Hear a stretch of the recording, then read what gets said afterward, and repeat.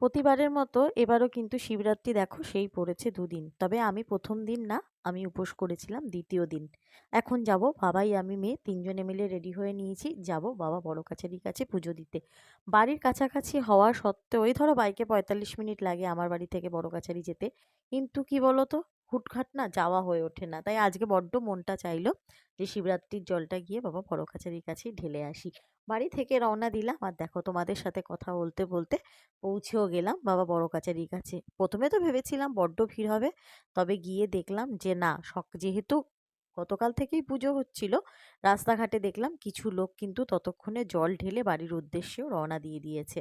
আমরাও যথারীতি এসে পৌঁছে গেলাম। এরপর গাড়িটা রেখে ডালা নিয়ে যাব বাবার কাছে পুজো দিতে। ভেবেছিলাম ভীষণ ভিড় হবে, কিন্তু গিয়ে দেখি না চতুর্দিক একদম ফাঁকা রয়েছে। আর আমরা মোটামুটি পৌনে নটার মধ্যে পৌঁছে গেছিলাম পুজোর জায়গায়। আর যেহেতু অত তাড়াতাড়ি গেছিলাম, আমি কিন্তু বেশ ফাঁকা ফাঁকাই পেয়েছি। তারপরে বেলা বাড়তে বাড়তে আস্তে আস্তে ভিড় হচ্ছে। আমি একমাত্র উপোস করেছি, তাই আমার জন্য ডালা নিয়ে এবার যাচ্ছি ঘাটের পাড়ে। এখন যাব ঘাট পাড়ে জল নিয়ে, তারপর ঢালবো বাবার মাথায়। আসলে বড় কাছারি বেশ কয়েক বছর বাদে বাদে আসি না, আর এসে দেখি না দোকানপাট চতুর্দিক যেন একদম পাল্টে গেছে, মানে যেন চিনতেই পারি না।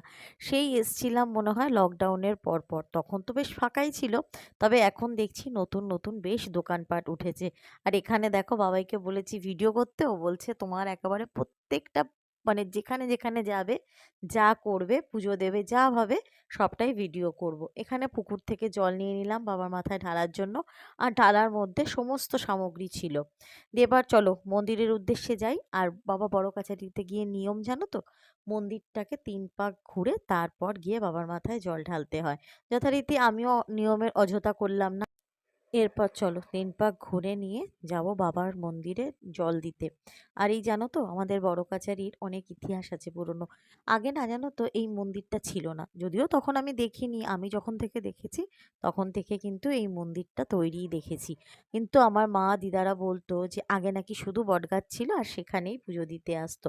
দেখো অবশেষে ভিড় সামলে আমার কিন্তু পুজো দেওয়াও কমপ্লিট হয়ে গেছে। আর এখানে এসছিলাম কিছু বাইরের, যেহেতু নিরামিষ কিছু খাবো বলে, মানে একদম উপোস তো এখন করতে পারছি না। তার জন্য বাবাই বলল চলো একটুখানি লুচি আর তরকারি খেয়ে নাও। খেয়ে দেয়ে একটু মেলা ঘুরেছি, সেখান থেকে টুকটাক কিছু জিনিসপত্র কিনেছি। এবার রওনা দিচ্ছি বাড়ির উদ্দেশ্যে। আর আমরা যাচ্ছি বাড়ি, আর দেখছি যে কত লোক আসছে বাবার এখানে পুজো দিতে। কেউ আসছে হেঁটে, কেউ ভ্যানে, কেউ অটোতে করে। ভীষণ ভালো লাগলো। তোমাদের ব্লগটা কেমন লাগলো জানিও। দেখা হচ্ছে পরের মিনি ব্লগে। ততক্ষণের জন্য টাটা।